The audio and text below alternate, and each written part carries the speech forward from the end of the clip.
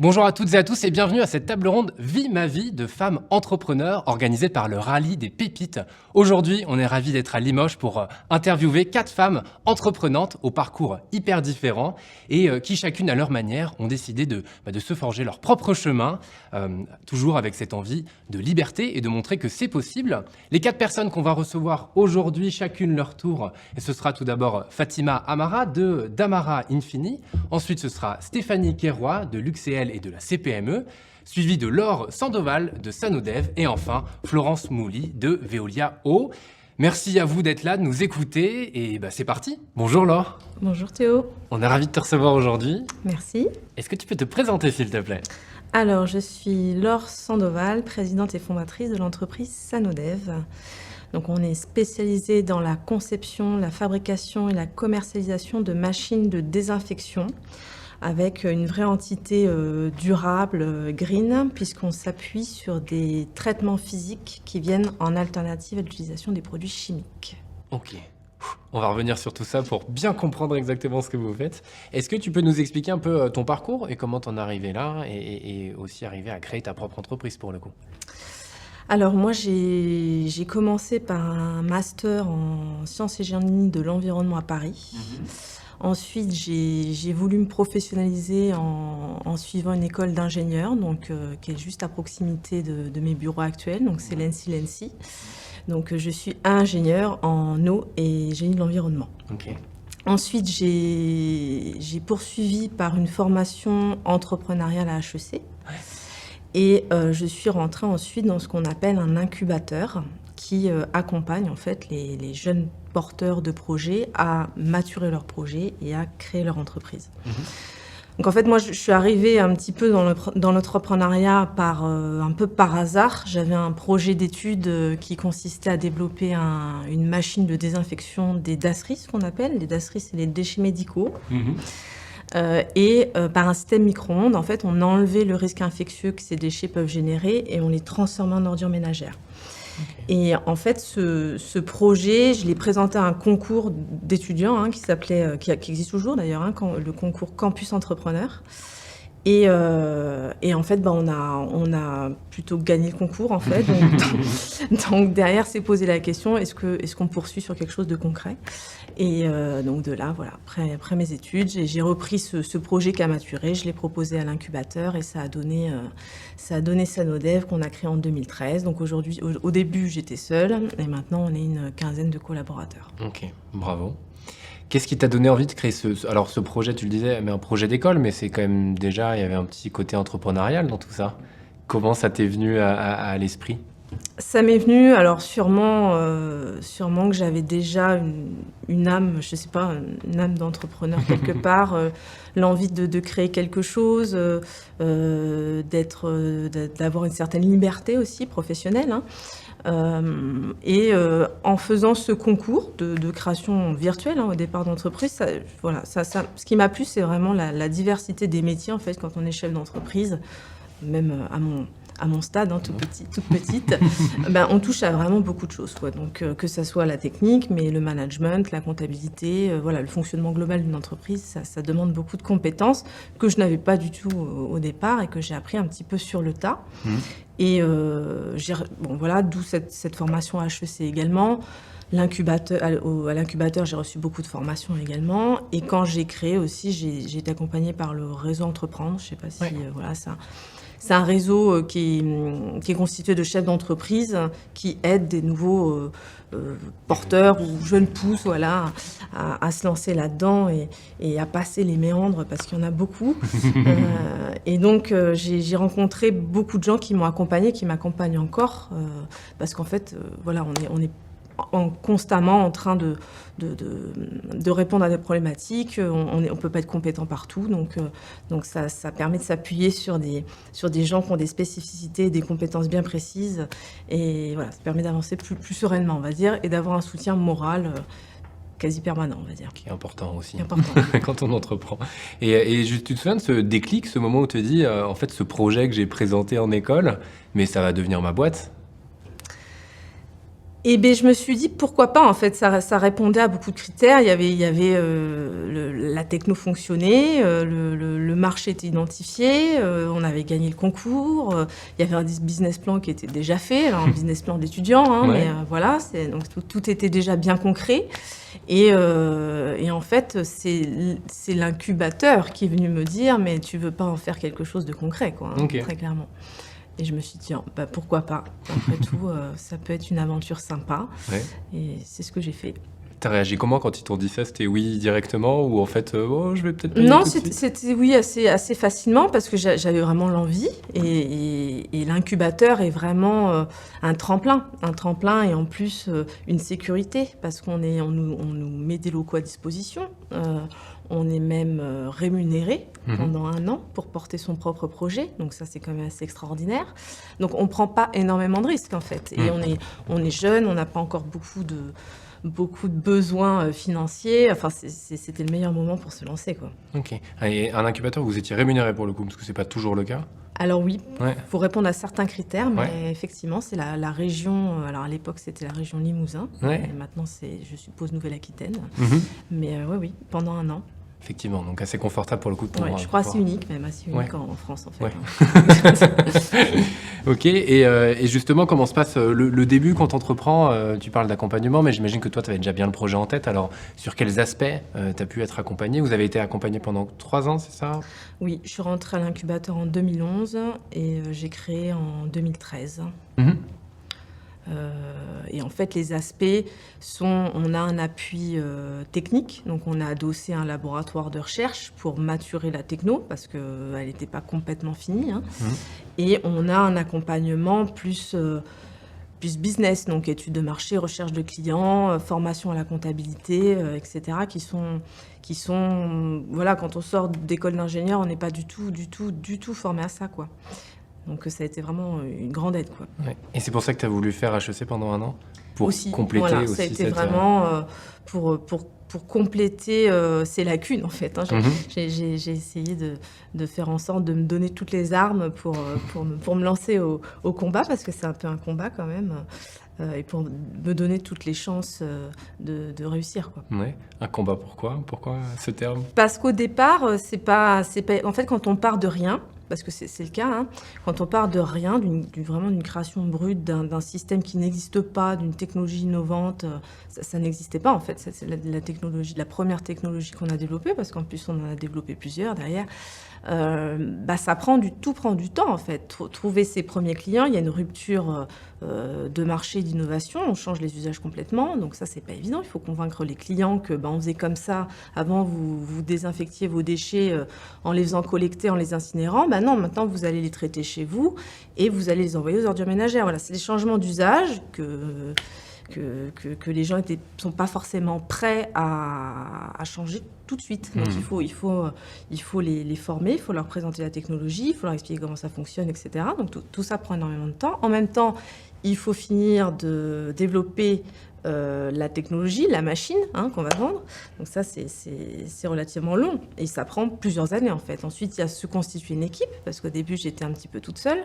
Donc pour finir ma machine, je me suis appuyée sur mon ancienne école d'ingénieur qui me prêtait ses labos, etc. On avait une convention, donc c'est moi qui bidouillais toute seule dans les labos pour essayer de faire marcher la machine.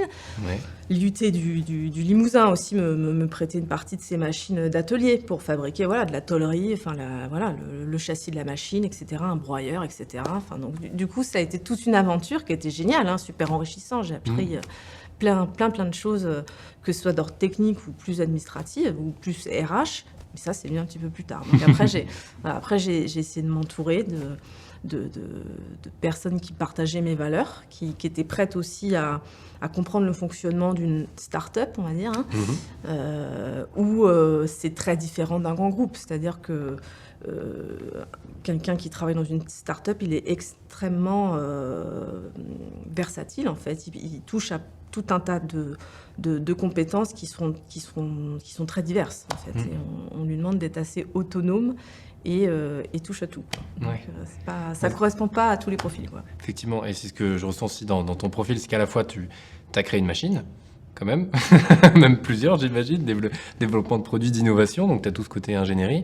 Après, tu es chef d'entreprise, et puis ce côté commercial aussi, j'imagine au début. Enfin, c'est une multitude de casquettes en partant d'une machine que tu as créée. C'est ça, c'est ça. Et après, au fur et à mesure, l'idée, c'était de peut-être dupliquer la technologie pour d'autres applications, trouver d'autres types de traitements physiques qui répondaient toujours à ce fil conducteur, hein, des traitements qui reposent sur de la physique, donc pas chimique, non rémanent, respectueux pour l'environnement, la santé, etc. Et aujourd'hui, on travaille dans tous les secteurs, dans l'agriculture, dans l'agroalimentaire, le médical. Voilà, on désinfecte des pommes en alternative aux phytosanitaires, on désherbe par micro-ondes, on met des systèmes de traitement en agroalimentaire alternatifs au système de pasteurisation. Enfin bon, on fait des tas de choses différentes. Effectivement. Est-ce que justement tu peux expliquer, parce que quand tu parles de micro-ondes, moi j'imagine vraiment le micro-ondes qu'on a chez nous, mais est-ce que c'est vraiment ça ou à quoi ça ressemble justement? En fait, oui. Pour vulgariser la technologie, c'est exactement ça. Hein. C'est comme le micro-ondes qu'on a à la maison. Donc c'est un champ électromagnétique hein, qui est dégagé dans une enceinte. Et nous, on fait la même chose pour désherber. C'est-à-dire que le champ électromagnétique est envoyé vers le sol, ça crée un échauffement des adventices qu'on appelle, c'est les mauvaises herbes, et donc ça crée leur mort en fait tout simplement. Et ça cuit comme dans le faux micro-ondes pour vulgariser, c'est exactement le phénomène qui se passe. Ok. Et alors après tu vas nous expliquer au fur et à mesure les technologies, mais j'ai une question qui me vient en tête. Pourquoi être parti sur cet aspect environnemental? T'en parlais justement. C'est quelque chose qui te tenait à cœur? Oui, moi ça me tient à cœur depuis toujours. J'ai fait des études en sciences physiques, puis en chimie de l'environnement. Voilà, c'est vraiment une vocation personnelle que j'ai depuis toujours. Donc j'ai voulu créer une entreprise qui était au service de ça. C'était vraiment mon ambition de départ. Ok. Et qui était possible pour le coup, parce que c'est ce que tu as fait. Pourquoi ça n'avait pas été fait avant? Les gens avaient juste pas l'idée, ou ça fonctionnait très bien comme ça, donc on avait pas. Parce que les problématiques environnementales, c'était pas tellement la priorité. Il faut dire ce qui est. Donc maintenant, ça l'est. Hein, ça l'est vraiment. Et donc, maintenant, on n'est pas la seule entreprise à œuvrer comme on le fait. Et je pense que c'est entre guillemets grâce à des entreprises comme nous, start-up, alors qui sont très R&D encore, hein, il nous faut du temps, nous, pour mettre au point des systèmes de désherbage, de désinfection, etc. Quand tu dis du temps, c'est combien de temps? Ça peut être plusieurs années. Okay. Ça peut être plusieurs années. Sur le désherbage, on y travaille depuis maintenant, je pense, 2017. On n'a pas un système encore commercialisable. Donc tout met extrêmement de temps. Et par contre, on demande aux agriculteurs de plus utiliser le glyphosate. Du jour au lendemain. Ouais, c'est ça. Voilà. Donc c'est compliqué. Il y a un facteur temps qui est un petit peu compliqué à gérer, mais voilà, on s'accroche, on est passionné. Et j'espère que tout ça contribuera modestement à préserver notre planète et la race humaine. Ouais. Effectivement. Et tu parlais de système de micro-ondes. Et quels sont les autres systèmes? Comment ça fonctionne? Alors, on a plusieurs traitements physiques. On a la lumière pulsée. Donc, la lumière pulsée, c'est sous la forme de flashs lumineux, très intenses. En fait, ça reproduit à peu près 20 000 fois la lumière du soleil, quoi. Ah oui, bien. Voilà, donc c'est très violent. Pulsé, ouais. Voilà. D'où le nom. Et on s'en sert comme technique de désinfection, entre guillemets, rapide. C'est-à-dire que ça peut respecter des cadences de traitement très élevées. Donc, par exemple, en agroalimentaire, quand il faut désinfecter, je ne sais pas moi, des matières premières, des contenants, des produits finis, en général, c'est des chaînes de production qui ont un certain débit, en fait. Hein. Et pour respecter ce débit, on est obligé d'installer des systèmes qui permettent de le respecter. Donc, c'est la lumière pulsée. Donc, c'est comme un flash d'appareil photo, en fait. C'est beaucoup d'énergie qui est stockée dans une batterie et qui est relâchée d'un coup comme un ancien flash d'appareil photo. Ok. Voilà. Okay. Donc, on a cette techno. On travaille aussi sur le plasma, qui est une technologie un petit peu originale. Là, c'est sous forme de gaz, en fait. C'est un gaz qui est électrisé. Donc, dedans, il y a des espèces actives qui ont des propriétés oxydantes, donc désinfectantes. Et on s'en sert pour désinfecter, par exemple, des fruits. des fruits, la surface de fruits, des agrumes, des surfaces qui sont un peu poreuses, qui ne sont pas très géométriques. Là, par exemple, où des traitements lumineux, il y a des zones de masquage, c'est un peu compliqué, ça fait des zones d'ombre. Mais un gaz, ça va aller partout, dans tous les pores, les trous, etc. Donc, on en a d'autres, on a plein d'idées. Hein, c'est pas ce qui manque apparemment, effectivement. Non, c'est pas ce qui manque. Et tu disais, vous travaillez avec aussi bien l'agroalimentaire que l'agriculture, l'agroalimentaire, des hôpitaux. Est-ce que tu peux nous parler un peu justement de tes clients et des secteurs dans lesquels tu vas travailler? Et ce que tu fais pour eux aussi, pour le coup? Oui, alors du coup, premier secteur, premier produit, ça a été le médical pour la désinfection des déchets médicaux.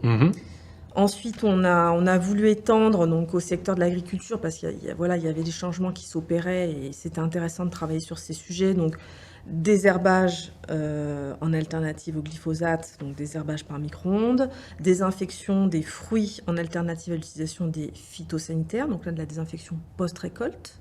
Donc ça, c'est deux exemples. On peut faire aussi du renforcement végétal, c'est-à-dire que là, en culture, on vient renforcer par de la lumière des cultures pour que ces cultures se prémunissent mieux contre les pathogènes qui sont responsables des maladies de conservation ensuite.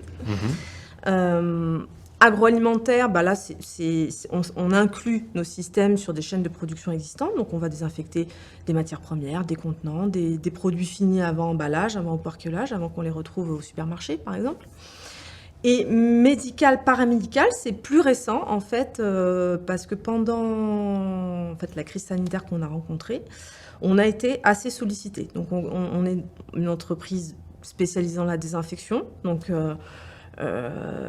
au début, on s'est retrouvé comme tout le monde, un peu surpris par ce virus. Là, on a fait un mois de chômage partiel, on n'osait plus bouger, etc.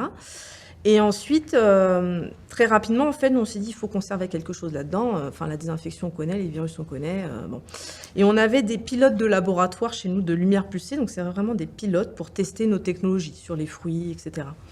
Et on s'est dit, tiens, on pourrait prêter ces pilotes qui en plus, on avait vendus à des labos, mais qu'on ne pouvait pas livrer parce que ces labos en question étaient fermés à cause de la crise.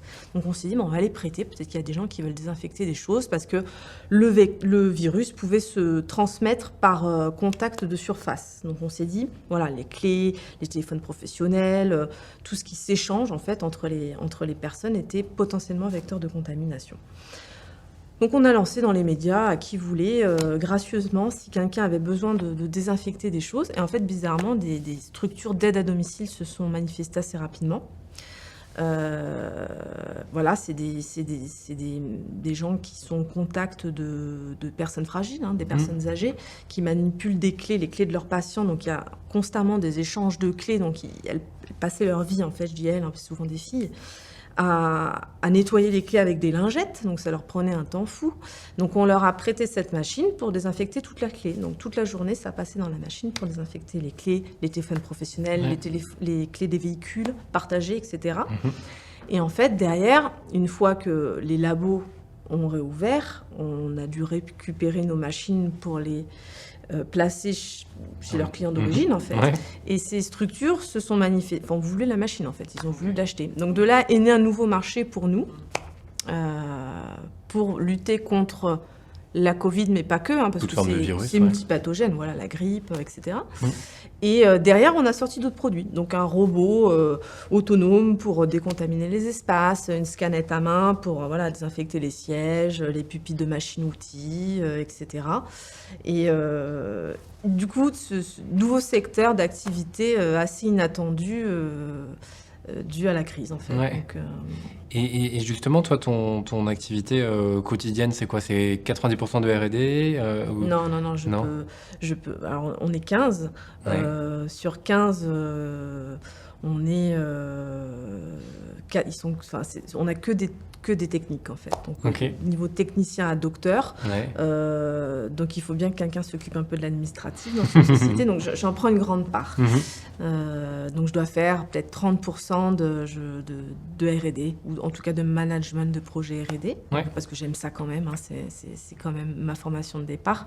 Mais je suis très occupée par la gestion globale de l'entreprise, sa représentation et la prospection sinon, je m'occupe beaucoup du commercial, en fait. Ouais, ok. Merci beaucoup. Et justement, dans les 15 personnes, tu me disais en rigolant quand on s'était eu avant pour préparer cet échange que dans le département microbiologie, c'était uniquement des femmes et dans le département mécanique électronique, que des hommes. Bah oui. Donc en fait, Sanodev, on va dire, 4 départements maintenant Ouais. même. Donc on a un département qui est le département d'origine, on va dire, hein, mécanique et électronique, parce qu'on fait des machines. Donc en fait, ça a été les 2 premiers départements qu'il a fallu créer pour fabriquer des machines. Donc là, ce n'était que masculin. Donc j'ai été longtemps la seule fille de Sanodev, mais j'étais contente, hein, il n'y avait pas de problème avec mes collaborateurs hommes. Et en fait, ensuite, on a internalisé toute la partie microbiologie qu'on sous-traitait, ou qu'on faisait faire par des stagiaires, etc. Donc on a créé vraiment un département microbiologie avec un labo de microbiologie en interne pour être plus réactif, efficace, etc. Et là, effectivement, ce n'est que des filles, donc c'est 3 filles, voilà. Donc c'est le cliché, c'est le cliché. Et donc là, il y a la partie commerciale maintenant, qui est très récent. Depuis janvier, on a 2 commerciaux. Donc là, c'est une fille et un garçon, donc il y a un petit peu plus de parité. Et par contre, je trouve que l'entreprise, depuis qu'il y a justement un petit peu de parité chez Sanodev, mais qui est même maintenant pas trop mal respectée, et ben c'est plutôt enrichissant pour tout le monde. Je trouve qu'il y a une très bonne ambiance, c'est une bonne synergie entre les équipes, et je trouve que c'est apaisant pour tout le monde en fait. Je trouve que là, ça a vraiment apporté. Un bon équilibre trouvé. Mmh. Super. T'aurais quoi comme conseil à donner à des jeunes personnes éventuellement, ou pas d'ailleurs, qui ont envie de se lancer ou d'aller dans des métiers où c'est pas forcément quelque chose qui peut les attirer, mais au final c'est hyper intéressant. Ben, je pense qu'il faut ne pas se mettre de barrières. Mhm. Ça, c'est déjà un point de départ important. Savoir, je pense, bien s'entourer. Voilà.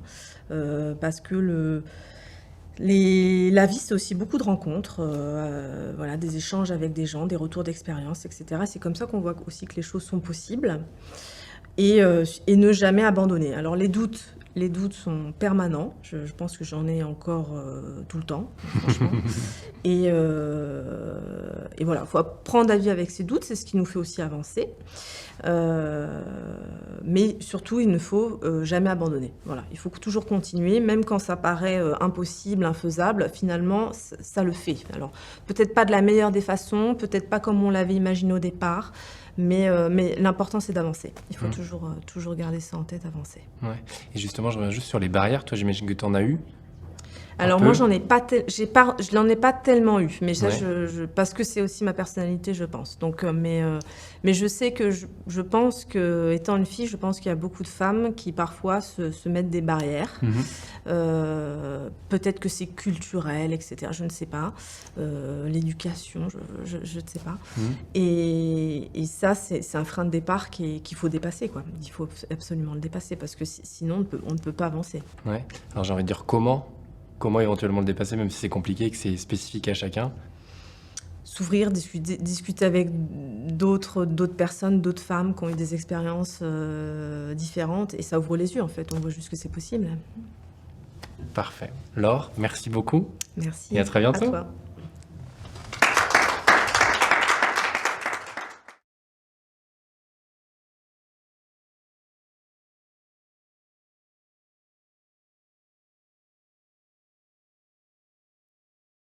Alors, on recrute qu'à Limoges parce que, en fait, toutes les compétences dont on a besoin, donc c'est-à-dire mécanique, conception mécanique, électronique, microbiologie, en fait, entre l'ENSI qui est en face, l'IUT du Limousin qui forme des concepteurs en CAO, il y a Raoul Dautry, les BTS Raoul Dautry, génie biologique. Enfin, en fait, on a tout. Franchement, on a tout sur place. Donc, on a beaucoup de gens chez nous en place qui sont d'origine d'ici. Tous quasiment, en fait. Tous, ouais. En fait. Et on prend beaucoup de jeunes, nous. En fait, on prend beaucoup de jeunes, contrat pro, contrat d'apprentissage. On essaie de garder les gens, en fait. On essaie de pérenniser les équipes. Mais des fois, ils veulent s'en aller, les jeunes. Ils veulent partir de Limoges.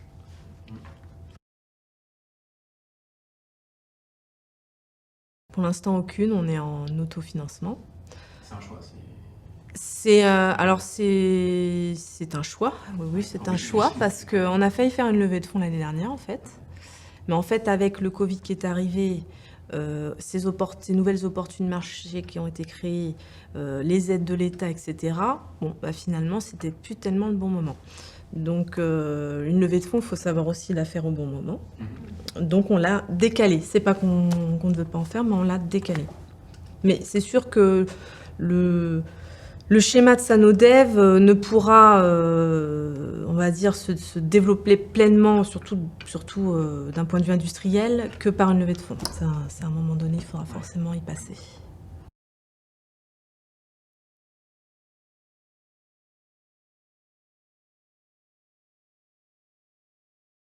C'est possible. Je me suis déjà posé la question. Je me suis déjà demandé si Sanodev était pas... Parce que Sanodev, c'est encore une start-up qui n'est pas sortie comment dire, elle n'est pas rentable encore. Donc on n'est pas encore sorti.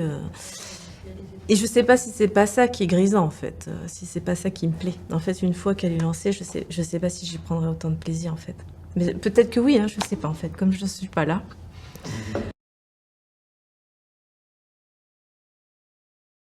Certains. En fait, on a vraiment, là j'ai fait court, hein, mais on est gavé de projets, plus ou moins matures. Donc on a des produits sur étagère, on a qui sont pas du tout sur étagère, c'est vraiment des projets R&D très amont.